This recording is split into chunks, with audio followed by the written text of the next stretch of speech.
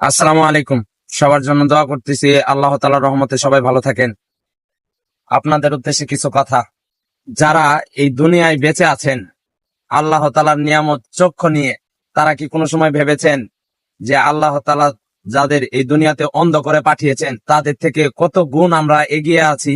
আমরা কি কোনো সময় ভেবে দেখেছি যাদের চক্ষু নাই তাদের মুখের কথা শুনেছি? তারা দুনিয়াটা কেমন দেখতেছে তাদের কাছ থেকে কোনো সময় কিন্তু শোনা হয়নি। আল্লাহ দান চক্ষু দ্বারাই দুনিয়াতে কত সুন্দর দৃশ্যগুলো দেখতেছি, তবুও দিন শেষে আল্লাহ তাআলার সাথে নাফরমানি করে যাচ্ছি। কাল মৃত্যুর পরে আল্লাহ তাআলা যদি একটি নিয়ামতের হিসাব চেয়ে বসে, আমার মনে হয় না যে আমরা কেউ দিতে পারবো।